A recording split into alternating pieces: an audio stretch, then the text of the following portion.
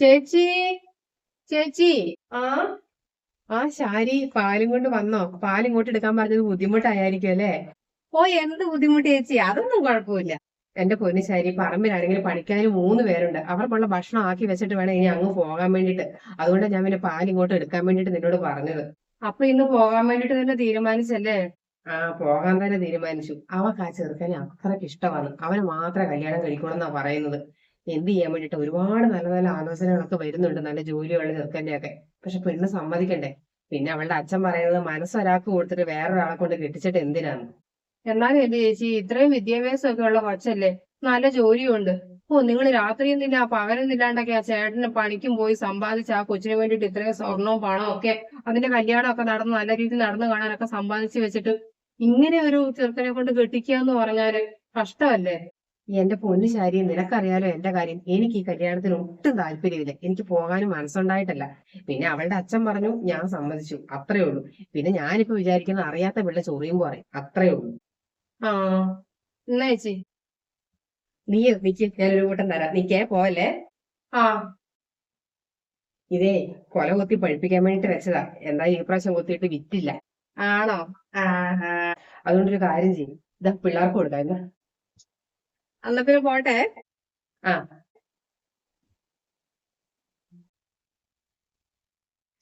അമ്മ ഇന്ന് പോകുമ്പോണ്ടല്ലോ, പച്ച സാരി ഇല്ലേ, അത് ഉടുത്താ മതി കേട്ടോ. ആ പട്ടുസാരി ഉടുക്കണ്ടമ്മേ, അതിന്റെ കളർ എനിക്ക് ഇഷ്ടമല്ല. ഭയങ്കര ഒരു ഡിം കളറ്. പിന്നെ ഒരുങ്ങിക്കെട്ടി ഞങ്ങൾ പോകാൻ പോകുന്നത് കൊട്ടാരത്തിലേക്കാണല്ലോ. മിണ്ടാതിരുന്നോണം അവിടെ. എനിക്ക് ഇഷ്ടമുള്ളത് ഞാൻ ഇട്ടുകൊണ്ട് പോകും. നീ കൂടുതൽ അഭിപ്രായം ഒന്നും പറയാൻ നിൽക്കണ്ട ഇങ്ങോട്ട്. ഓ പിന്നെ നമ്മുടെ വീട് പിന്നെ കൊട്ടാരമാണല്ലോ. ആടി, ഞങ്ങക്ക് കൊട്ടാരം ഉണ്ടാക്കാൻ പറ്റിയില്ലടി.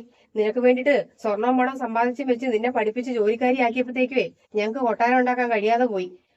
മകള് സുഖമായിട്ട് ജീവിച്ചോട്ടെ, മകൾക്ക് നല്ല ഭാവി ഉണ്ടായിക്കോട്ടെ എന്ന് വിചാരിച്ചിട്ട് ഞങ്ങൾ എല്ലാ സുഖങ്ങളും വേണ്ടെന്ന് വെച്ചിട്ട് നിനക്ക് വേണ്ടിട്ട് ജീവിച്ചു. എന്നിട്ട് നീ ഞങ്ങളോട് ചെയ്യുന്നതോ? ചെയ്യുന്നതോ? അമ്മ, അരുണിന്റെ സ്വഭാവം എന്ത് നല്ല സ്വഭാവമാണെന്നറിയോ? എന്നോട് എന്തൊരു സ്നേഹമാണെന്നറിയോ? എന്റെ പൊന്നു പോലെ നോക്കും അമ്മേ. പിന്നെ എനിക്ക് ജോലിയുണ്ടല്ലോ. എടി, അവന് നല്ലൊരു ജോലിയുണ്ടോ? നല്ലൊരു ജോലി വരുമാനം ഇല്ലാണ്ട് നിന്നെ എങ്ങനെ ഈ പൊന്നുപോലെ നോക്കുന്നത്? നിനക്ക് ജോലി ഉള്ളതുകൊണ്ട് അവനെ പൊന്നുപോലെ നോക്കാം. അത് ശരിയാ.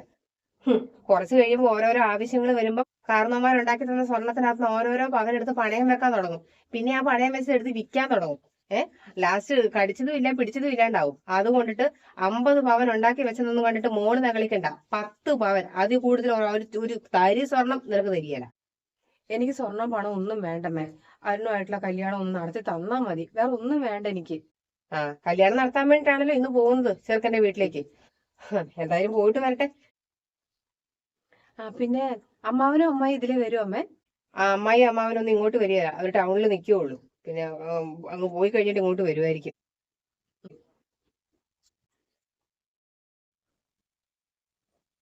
അമ്മ, എത്ര നേരമായി ഞാൻ ചോദിക്കുന്നു, പോയിട്ട് അമ്മ ഒന്നും പറയുന്നില്ലല്ലോ.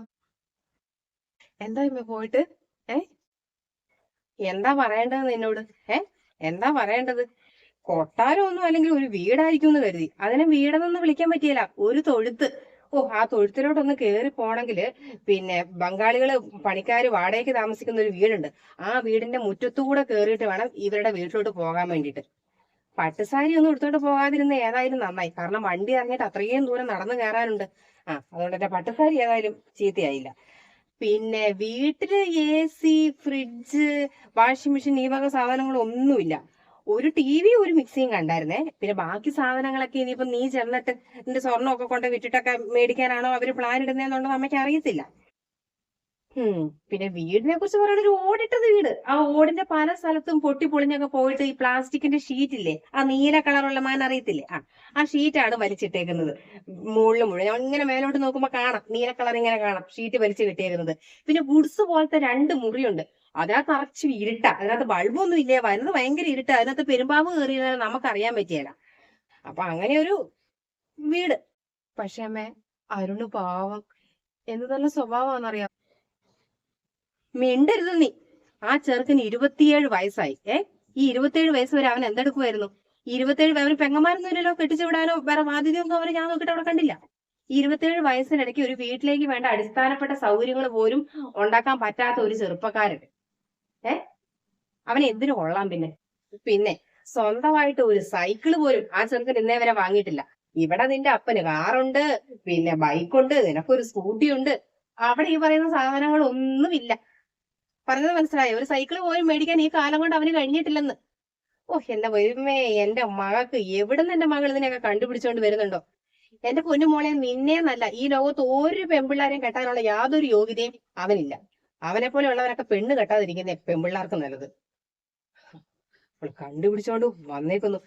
ഇനി ഞങ്ങളുടെ വാക്ക് ധിക്കരിച്ച് നീ അവനെ കെട്ടാൻ നീ ചാടി പിടിച്ചാൽ കെട്ടിച്ചങ്ങ് തന്നേക്കാം. പക്ഷെ എന്റെ മോള് നരകം എന്നാ നീ ഭൂമിയിൽ തന്നെ അറിയും. അത്രേ അമ്മയ്ക്ക് പറയാനുള്ളൂ. കരഞ്ഞോ, ഇച്ചിരി നേരം കരഞ്ഞ് കരഞ്ഞ് നിന്റെ സങ്കടമൊക്കെ അങ്ങ് തീരട്ടെ. എന്നിട്ട് കരഞ്ഞ സങ്കടവും തീർത്തിട്ട് അതങ്ങ് മറക്ക്. കുറച്ചു നേരം കരയുമ്പോ ആ സങ്കടം അങ്ങ് മാറി കിട്ടും. പെട്ടെന്ന് മറക്കാനൊന്നും പറ്റിയാലെന്ന് എനിക്കറിയാം. അങ്ങനെ കരഞ്ഞ ആ സങ്കടം അങ്ങ് തീർക്ക്. എന്നാണല്ലോ എന്റെ സമ്മതത്തോടെ നടക്കിയല്ല. അത് ഞാൻ മരിക്കണം.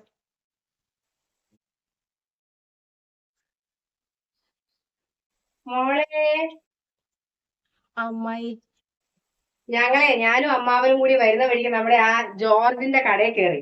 അവിടുന്ന് ഒരു സ്ട്രോങ് ചായ വേണമെന്ന് പറഞ്ഞു നിന്റെ അമ്മാവൻ. അതുകൊണ്ടിട്ടാ താമസിച്ചത്. എങ്ങനെയുണ്ട് സാരി?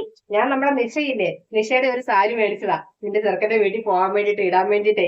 എങ്ങനെയുണ്ട്, കൊള്ളാവോ? നല്ല സാരിയാ, കൊള്ളാം.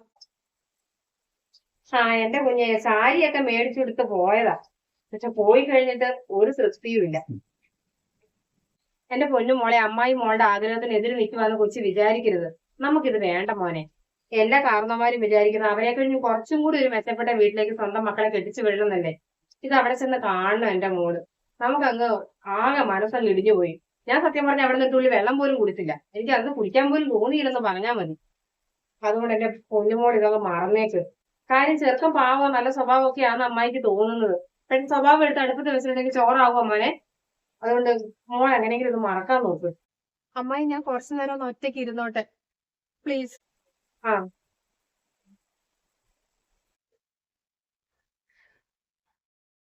ഹലോ ഹലോ, നീ കേക്കുന്നില്ലേ? ഹലോ. ശരി, സമ്മതിച്ചു. എനിക്ക് നല്ല ജോലിയില്ല. ഇത് നിനക്ക് പ്രേമിക്കുമ്പോൾ അറിയായിരുന്നല്ലോ. പിന്നെ എന്തിനാ എന്നെ പ്രേമിച്ചത്? ഇനി എന്നെ ചതിച്ചിട്ടുണ്ടെങ്കിൽ ഞാൻ ഉറപ്പായിട്ടും ആത്മഹത്യ ചെയ്യും. ഞാൻ ജീവിച്ചിരിക്കത്തില്ല എന്ന് പറഞ്ഞാൽ ജീവിച്ചിരിക്കത്തില്ല. ഞാൻ പറയുന്നത് നീ ഒന്ന് മനസ്സിലാക്കുക. എന്റെ അമ്മയും അച്ഛനും ഈ കല്യാണത്തിന് സമ്മതിക്കൂല. അവര് ചോദിച്ച ചോദ്യത്തിനൊന്നും എനിക്ക് മറുപടി പറയാനുണ്ടായിരുന്നില്ല.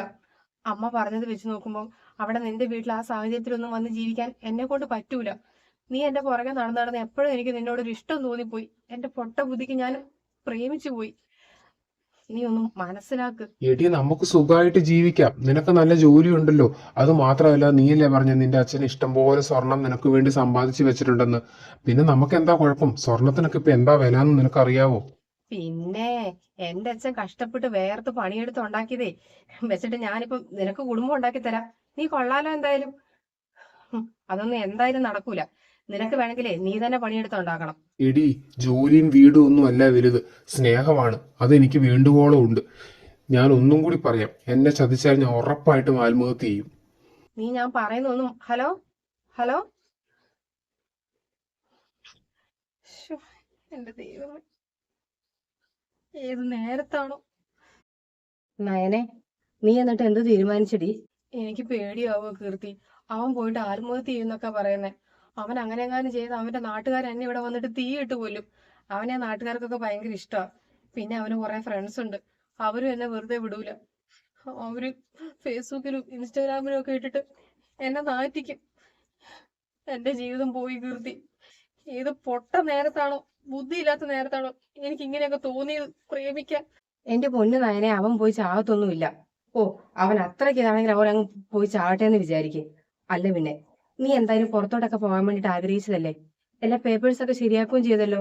അപ്പൊ നീ ഒരു കാര്യം ചെയ്യും, ആദ്യം കയറി പോകാൻ വേണ്ടിട്ട് നോക്ക്. 2 വർഷം കഴിഞ്ഞിട്ടില്ലേ പിന്നെ നീ നാട്ടിലേക്ക് വരുള്ളൂ. അപ്പം ഇതൊക്കെ ശരിയായിക്കോളും. അപ്പത്തേക്കും എല്ലാം മറന്നുകൊള്ളും. പക്ഷെ എനിക്ക് പേടിയാവുക കീർത്തി.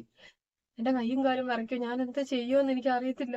എടി, നീ ഇപ്പൊ ഈ കല്യാണത്തിന് അവനെ പേടിച്ചിട്ട് സമ്മതിച്ചാലും നിന്റെ ജീവിതം പോയില്ലേ? അതിലും ഭേദം ഇതാന്ന് എനിക്ക് തോന്നുന്നത്. നീ എന്റെ കാര്യം ഒന്ന് ആലോചിച്ച് നോക്ക്.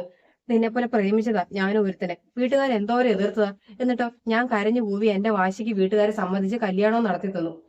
ആദ്യത്തെ 1-2 മാസമൊക്കെ ഉണ്ടായിരുന്നു ദിവ്യ പ്രേമവും ഇഷ്ടമൊക്കെ.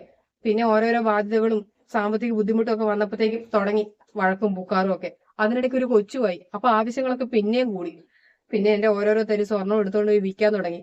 അങ്ങനെ വിറ്റ് വിറ്റ് പാവം എന്റെ കുഞ്ഞിന്റെ മുട്ട് കമ്മല് വരെ കൊണ്ടിട്ടു അയാൾ വിറ്റു. ശരിയാ, നിനക്ക് ജോലിയുണ്ട്. നിനക്ക് ജോലി ഉണ്ടെങ്കിൽ ആ വരുമാനം കൊണ്ടിട്ട് നിനക്ക് നിന്റെ നിലയ്ക്കും വിലയ്ക്കുള്ള ഒരുത്തിനെ കല്യാണം കഴിക്കാൻ നോക്ക്. അല്ലാണ്ട് നീ കഷ്ടപ്പെട്ട് സമ്പാദിച്ച് വേറൊരുത്തിന്റെ കുടുംബം രക്ഷപ്പെടുത്താനല്ല നോക്കേണ്ടത്. ഉഫ്, നീ ഒന്ന് ചിന്തിക്ക്. പ്രേമിച്ചപ്പം വേറെ ഒന്നും ചിന്തിക്കാതിരുന്നത് എന്റെ തെറ്റാ. വേറെ ഒന്നും ഞാൻ ചിന്തിച്ചില്ല. അവനെ മാത്രം നോക്കിയുള്ളൂ. പക്ഷെ മുന്നോട്ട് ജീവിക്കാൻ അത് മാത്രം പോരെന്ന് എല്ലാരും പറഞ്ഞു തന്നപ്പോഴാണ് ഞാൻ മനസ്സിലാക്കുന്നത്. എടി മോളെ, നീ സ്നേഹിച്ച ആളെ ഞാൻ കുറ്റപ്പെടുത്തി പറയുന്നതല്ല. നിന്റെ അമ്മ പറഞ്ഞത് കേട്ടിട്ട് എനിക്കെന്തോ സങ്കടം തോന്നുക. അങ്ങനെ ഒരു കുടുംബത്തിലോട്ടല്ല നീ കല്യാണം കഴിച്ചു പോകേണ്ടത്. നിനക്ക് കിട്ടേണ്ട ഒരു പാർട്ട്ണറും അങ്ങനെ ഒരാളല്ല. എന്നെ പോലെ നീ ജീവിതം കളയരുത്. എനിക്ക് മനസ്സിലാവുന്നുണ്ട് എല്ലാരും പറയുന്നത്. എന്റെ ജീവിതം എന്തായാലും കൊണ്ടക്കളയാൻ ഞാൻ ഉദ്ദേശിച്ചിട്ടില്ല. എന്തായാലും ഞാൻ എന്റെ അച്ഛനും അമ്മയും പറയുന്നതേ കേൾക്കുള്ളൂ. നീ ധൈര്യമായിട്ടിരിക്കും.